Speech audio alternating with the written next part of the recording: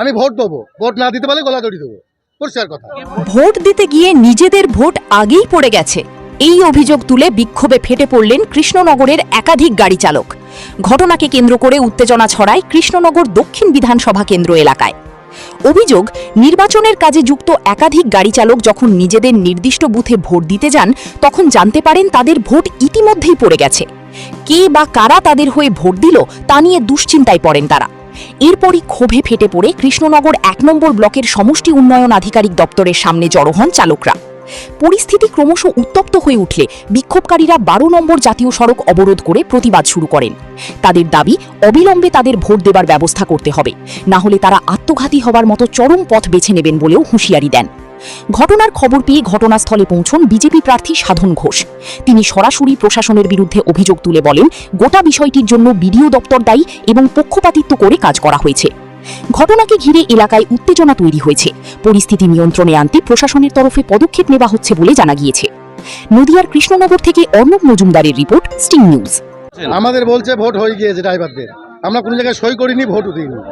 আমি সৌদি আরব থেকে কালকে এসেছি ভোট দেওয়ার জন্য, আমার ঝিকপুতা বুথ ১ নম্বর, বলছে ভোট হয়ে গিয়েছে। কী করে ভোট হয়? আমি ভোট দেবো, ভোট না দিতে পারলে গলা দড়ি দেবো, পরিষ্কার কথা। হ্যাঁ, তা জানি, আমি কি করে জানবো? অফিস থেকে ভিডিও বলছে ভোট হয়ে গেছে আপনার। আমি বুথে গিয়েছি, বলছে ভোট হয়ে গিয়েছে। ভোট আমি দিলাম না, ভোট হয়ে গেল। আমরা আছি মোট 450 জন আছি, টোটাল 450 জন। হ্যাঁ, আমরা সব ভিডিও গাড়ি চালাচ্ছি 4 দিন ধরে। আমার বাড়ি ঝিকতিপুতা পাড়া। যদি ভোট না দিতে পারি আমি গলা দড়ি দেবো, পরিষ্কার কথা। আমি চাচ্ছি সূর্য হলে ভোটটা আমি দেবো, আমার নিজের ব্যক্তিগত ভোটটা আমি দেবো। আমরা সবাই ভোট দেবো। আমরা ভোট দিতে খাচ্ছিলাম। আমাদের মাইকও বলেনি, কোনো কথাই বলেনি। না, আমরা বলতে পারবো না, আমরা কোনো জায়গায় সই করিনি, কিছু করিনি। আমার নাম মতিউর রহমান সরকার, গ্রাম ঝিকতিপুতা। 12 নম্বর জাতীয় সড়ক অবরোধ করে দিয়ে এই কারণে আমরা 20 তারিখ থেকে বিডিও অফিসে খাচ্ছি। 27 তারিখে পাঠিয়েছে আমাদের রবীন্দ্রভবনের পেছনে গাবতলা মাঠে আত্মীয় যেতে খাটার জন্য। দিয়ে আমরা ওখানে জিজ্ঞেস করেছিলাম, বলে যে ভোট বুথে গিয়ে দিবা, যে কখন পোস্টাল ভোট কি বৃত্তান্ত আমাদের কাউ কিছু বলেনি, কোনো মাইকে অ্যানাউন্সও করেনি। যার জন্য আমরা যে যার ভোট এখন নিজের বুথে দিতে চাই। ভোট না দিতে পারলে আমরা রাস্তা আবারও অবরোধ করবো। যদি এখন ছেড়েও দেয়, ভোট না দিলে আবার অবরোধ করবো। হ্যাঁ, বলছে ভোট হয়ে গেছে আপনার। পোস্টাল ব্যালটে ভোট হয়ে গেছে। আমরা কেউ সইও করিনি, টিপছাপও দিইনি, কিচ্ছু দিইনি। কতজন এরকম? এরকম এখানেই আছি, নেই 50 থেকে 60 জন আছি এখন। আপনারা কি গাড়ি ড্রাইভার? সব গাড়ি ড্রাইভার। এখন কি চাইছেন আপনারা? কি চাইছেন? আমরা চাইছি সুস্থভাবে আমরা ভোটটা দিতে, আমাদের ভোট দেওয়ার ব্যবস্থা করে দিই, আমরা রাস্তা ক্লিয়ার করে দিচ্ছি। আমরা কোনো অবরোধ চাই না, কোনো ঝগড়া অশান্তি চাই না, ঝুট ঝামেলা কিচ্ছু চাই না। আপনার নাম? আমার নাম নান্টু শর্মা। আপনার গাড়ি ড্রাইভার? আমিও গাড়ি ড্রাইভার, অ্যাম্বুলেন্স ড্রাইভার, এখন মারুতি ভ্যান চালাচ্ছি। দেখুন, আজকে আমার কাছে কিছুক্ষণ আগে ফোন এলো যে আমাদের নির্বাচন কমিশনের আন্ডারে যে গাড়িগুলো খাটছে সেই গাড়ির ড্রাইভাররা তারা জানতে পারেনি, তারা বুথে ভোট দিতে গেছে, বলছে আপনাদের ভোট হয়ে গেছে, অথচ ওরা জানতেই পারেনি যে ওদের ভোট কেউ দিয়েছে। তো আমাদের ড্রাইভারদের দাবি যে নিজেদের ভোট নিজেরা দেবেন। কিন্তু এই আমাদের কৃষ্ণনগর 1-এর ব্লকের বিডিও সাহেব, আর কি কৃষ্ণনগর 1-এর যিনি বিডিও সাহেব আছেন রঞ্জন সর্দার, তৃণমূলের দালাল।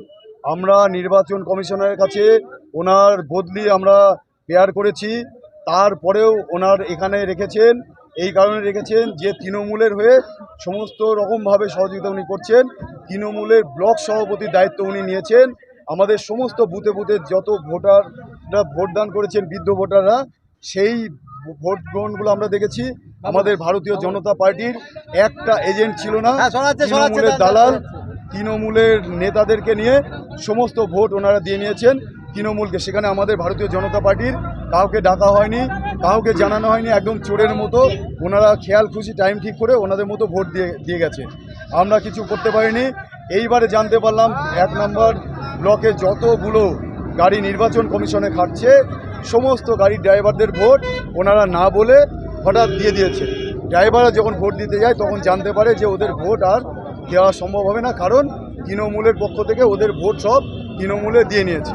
সেই কারণে ড্রাইভাররা এই পথ অবরোধ করেছে। আমি ভারতীয় জনতা পার্টির প্রার্থী, আমারও দায়িত্ব পড়ে এরকম অনৈতিক কাজ যদি হয় তাহলে সেই অনৈতিকের বিরুদ্ধে আমার কথা বলতে হবে এবং তার বিরুদ্ধে আমাকে রুখে দাঁড়াতে হবে, কারণ ভারতীয় জনতা পার্টি আমাকে প্রার্থী হিসাবে রেখেছে। জনগণ আশীর্বাদ করলে আমি নিশ্চয়ই আমি এমএলএ হব। সংখ্যাটা কত? এই সংখ্যা 400-র উপরে আছে, এইখানে 400-র উপরে সংখ্যা আছে যাদের ভোট এই বিডিও সাহেব তৃণমূলে দিয়ে নিয়েছেন। এই বিক্ষোভ করার পরে, আন্দোলন করার পরে এখন বিডিও সাহেব বলছে যে আপনাদের ভোট 1 ঘন্টা সময় দিন, আপনাদের ভোট আবার আমরা পুনরায় ব্যবস্থা করব। তাহলে ভাবুন, 1 ঘন্টা আগে যে ভোট হয়ে গেছে সেই ভোট আবার অবরোধ করার পরে কি করে সম্ভব হচ্ছে এদের ভোট করানো। আমাদের দাবি একটাই, এই 1 নম্বর ব্লকের আন্ডারে যত এর আগে বয়স্ক ভোটার যাদের ভোট দেওয়া হয়েছে সেই ভোটগুলো আবার পুনরায় করা হোক।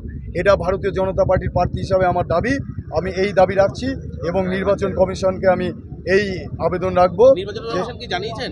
আমরা যা মৌখিকভাবে জানিয়েছি এবং আমরা লিখিত আকারে জানাবো।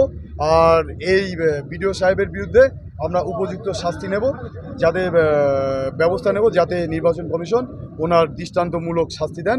তার জন্য ভারতীয় জনতা পার্টি যতদূর যাওয়া সম্ভব আমরা সেখানে যাব।